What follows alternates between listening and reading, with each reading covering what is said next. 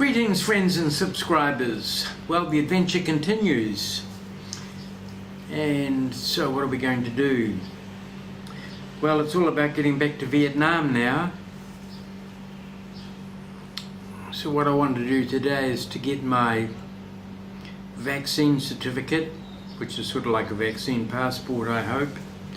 I found that with my Cambodian inoculation card, it shows that I have had, this shows I've had 3 shots, I've actually had 4, I'll talk about that in a second.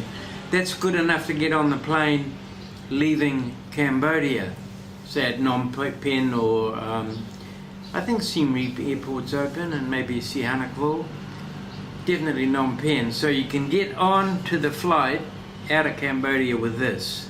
That constitutes a vaccination card.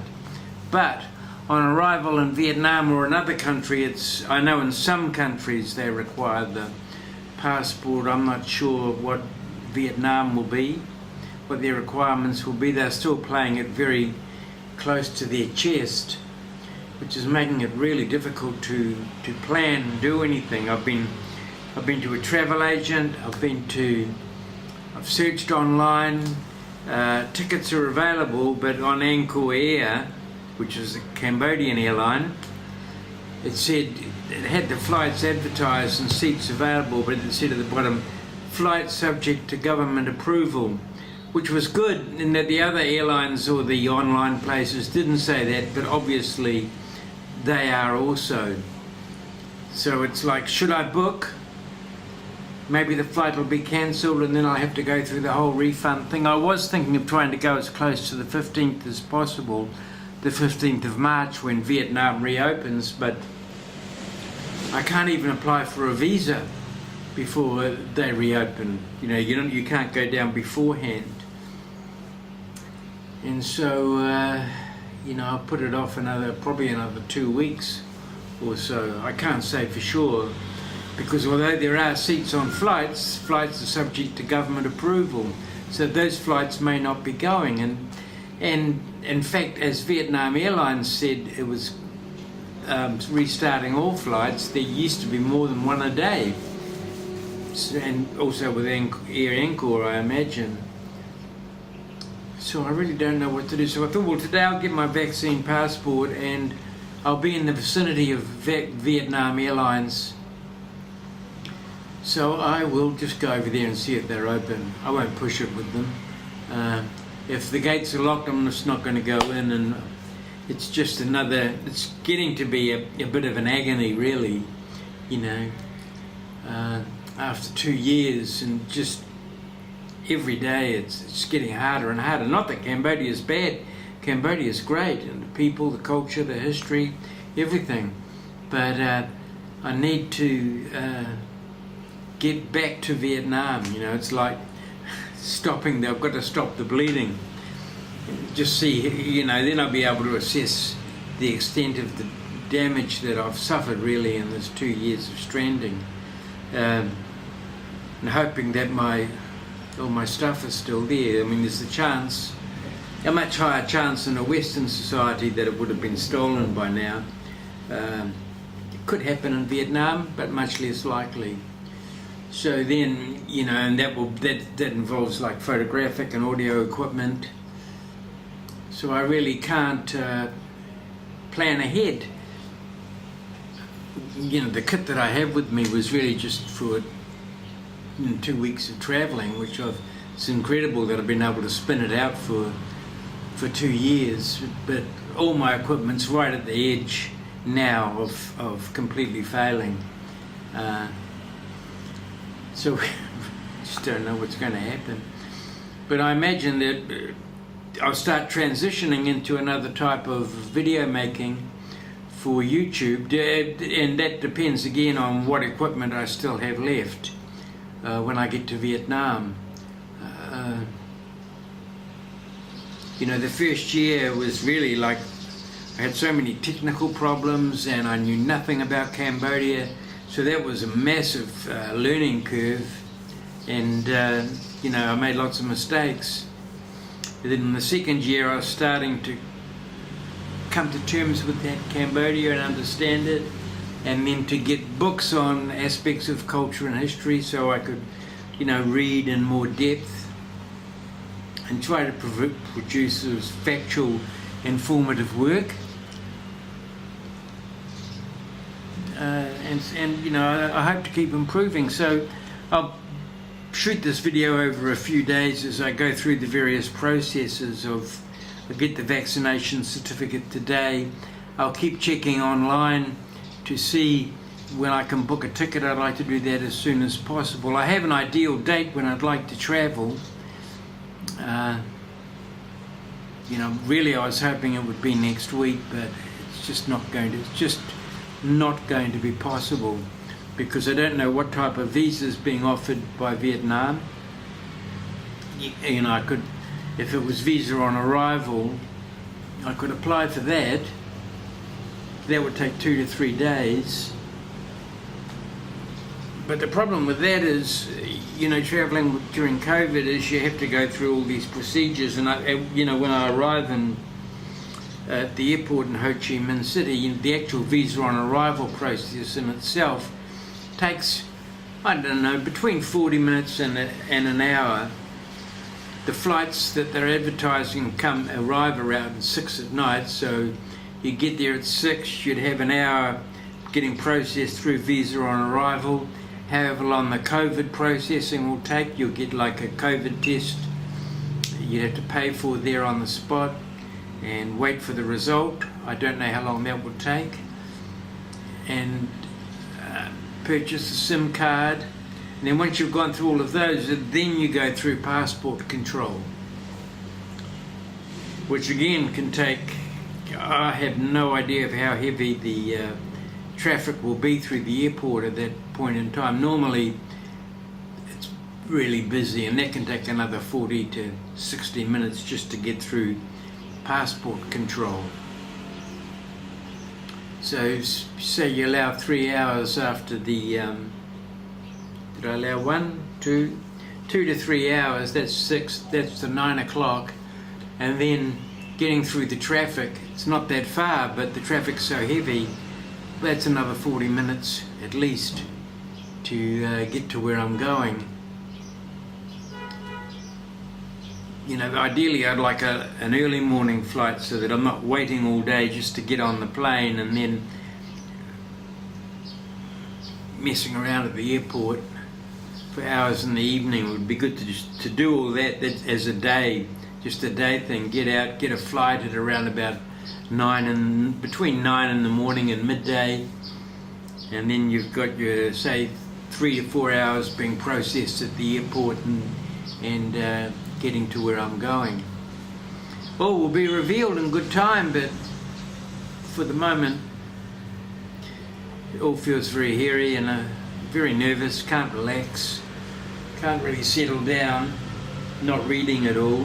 The things that I would normally do, I'm just not doing because of the tension of the situation, all the uncertainty, all the unknowns that are involved.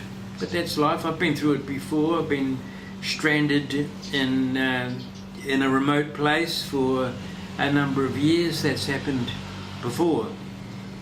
So I certainly was better prepared mentally to deal with it than it was the first time. But it's been, although it's been illuminating and fascinating and an incredible experience, it's also been very frustrating. And I really feel, as far as Cambodia goes, I haven't hardly scratched the surface. I could easily spend another 2 years here, and I'm considering doing that.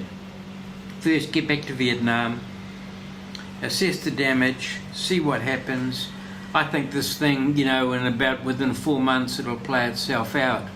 Should I stay in Ho Chi Minh? Shall I go to Cambodia and just carry on, pick up from where I left off, or pick up from where I left off in Vietnam? As I'd amassed like a lot of research materials in my first year there toward a project, of these. Well, crossing to me, back at the Sweet Home Boutique Hotel, had a little operator malfunction there, And what would my videos be without an operator malfunction? So what happened in Raffles? They were busy, they were good, they were helpful, they were friendly. Did all my paperwork. They asked if I had an appointment. They said if I waited an hour and a half they could get me in today, but I said, well, give me an appointment tomorrow, and they did that, so I'll go back there tomorrow. They don't do PCR tests there. After that I went down to Vietnam Airlines, also very friendly and helpful, and put my concerns to them, and they said they're still waiting on Vietnam to finalise its details. So really I think they only really have one flight a day, 5 days a week at the moment. So everything is after March the 15th, but I'll go down and get that vaccination certificate tomorrow, and then I'll start scoping out the Soviet Friendship Hospital. Then we'll cross back to me. In fact, we'll cross to me inside, and then from there we'll cross to me somewhere else tomorrow with the vaccination certificates. Oh, just to add to a few things that I forgot to say inside. What were they?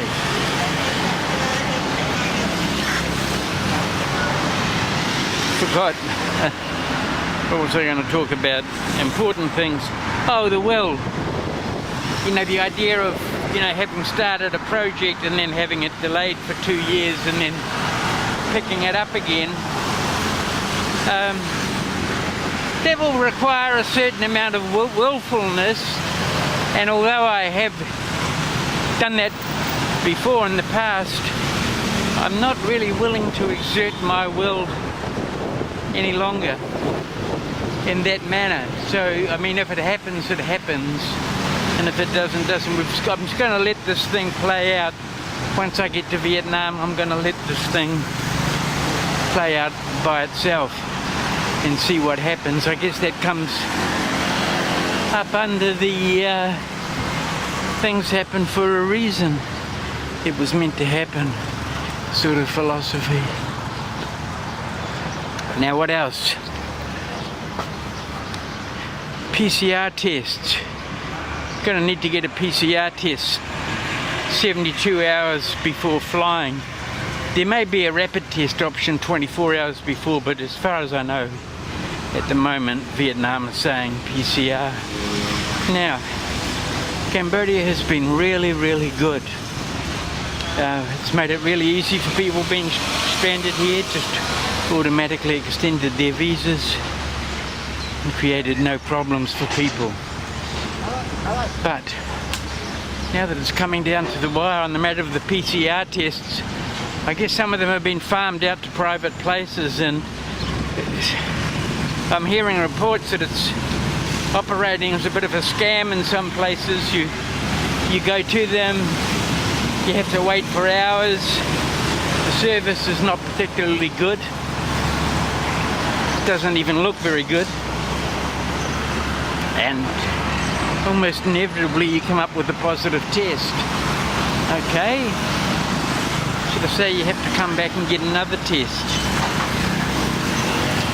You go back, you have your second test, and it's negative. So this is within, you know, 3 days of traveling, and, you know, needing to have everything sorted out. And it's $150 each test. So one, they're overcharging you in the first place, and then they're doubling up on it. Really, really bad. You know, and it's that idea of the tourist being thought of as an ATM. Not by everybody, but there are people, there are opportunists, you know, who will take advantage of you. I'm not saying in Cambodia, I'm saying everywhere. But this is one instance here, so it may very well be. I'm sure there'll be places that are okay. Probably hospitals. So I'm going to try the Soviet Friendship Hospital. See what the deal is there. It may even be free there. And what I'll do is everything I have to do, I'm going to rehearse it first, so I know what's involved, so that when I need it, that test 72 hours before traveling, I'll know where to go, how to get there, how long it'll take and what's involved. So just beware of the private clinics and their PCR tests, because you could end up having to fork out $300 and only getting your result just before you travel. And of course, if you don't get it just before you travel, then you're not traveling. So you could lose your ticket, all sorts of things. You know, it's not a matter of the airfare anymore. There's so many little hidden costs. I'm estimating it's going to cost me around $1,000 US to complete all the procedures to get from Ho Chi Minh City, Phnom Penh to Ho Chi Minh City.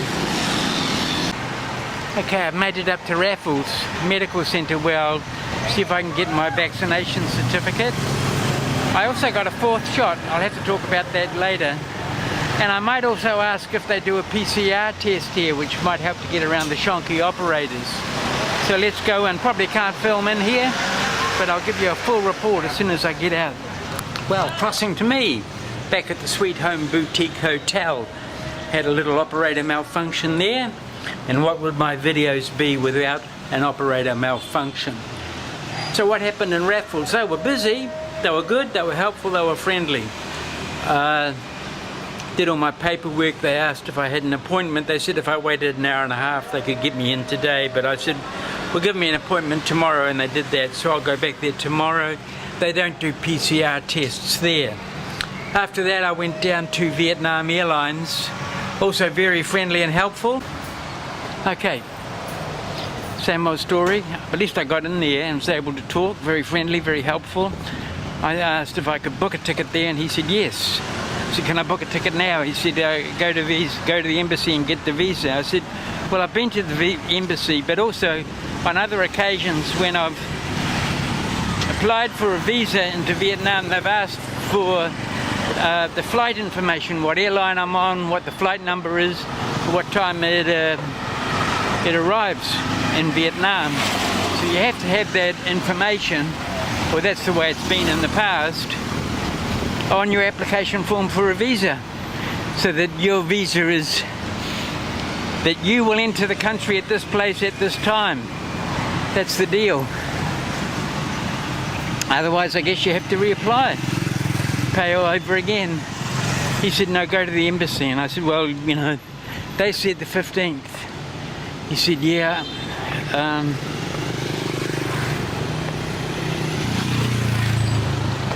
the Vietnamese government hasn't finalized its policy, so everybody's waiting for the Vietnamese government to finalize its policy on visas, etc., entry requirements. So it's back to that. Go back to the embassy, not today, go back after the 15th. And then, you know, the idea of like booking in advance is generally you save money. The closer you get to the point of departure to book your ticket, the more you're going to pay.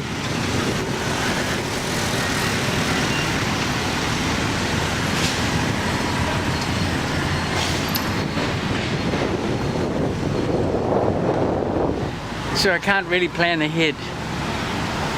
Can't really put things in place ahead of time, have everything locked in. It means it's going to be towards the end. It's all going to be at the last minute before I leave. Something I was trying to avoid. So it's probably going to cost more money. It's going to be more rushed. Higher chance of making a mistake. Every mistake you make means you're spending more money. Monk on a smartphone. There you go. Totally connected Buddhism.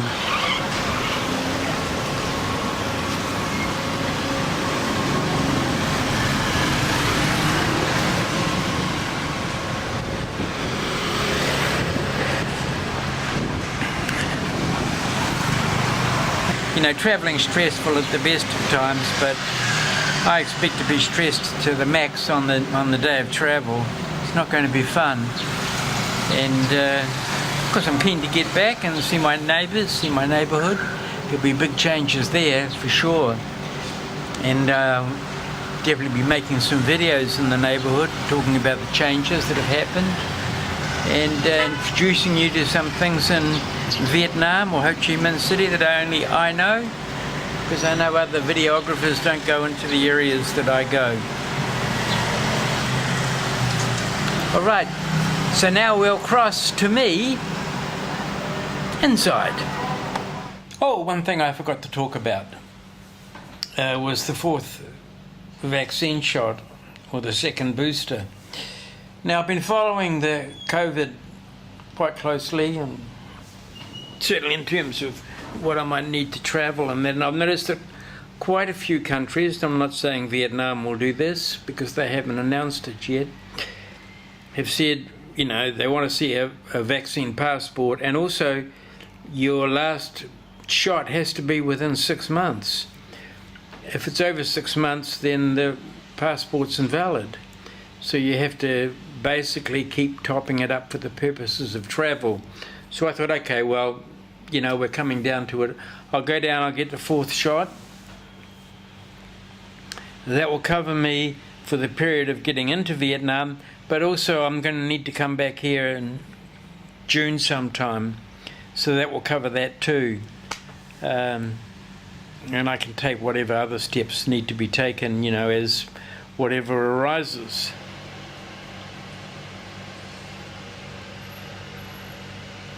And so against the backdrop of one man's war, I went out and got my vaccination certificate.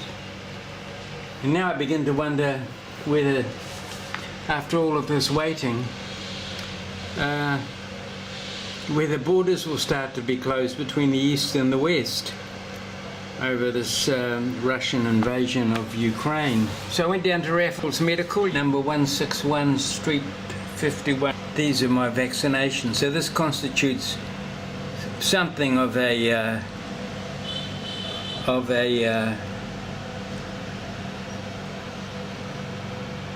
vaccine passport, or it's what I intend to present at the border. $25 US. Very nice. Very, very nice. AA International SOS Cambodia. It's always just, it's really delightful dealing with these people in Cambodia and Vietnam. So I'll leave it there. There's a lot more that I could have said. In fact, there's a lot more that I did say, but I've just edited it out. Just on the East-West divide, the invasion of Ukraine, stuff like that, the Western ethos. So thanks for watching, and next week I'm going to go attempt to get the visa, book my airline ticket, and check out the Soviet Friendship Hospital in terms of PCR test. So I'll make a video on all of that. It'll just be one video, I think, and post that. So for anyone thinking of traveling to Vietnam, you'll know what they want, and particularly if you're in Cambodia and wanting to go to Vietnam, you will know what's required to get on the plane and then get into the country. Here's our Russian newscaster.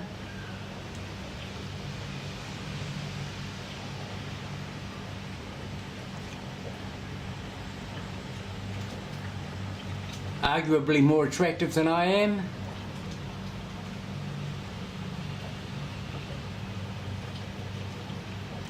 Okay, so there's your war coverage in Russia. Great, isn't it?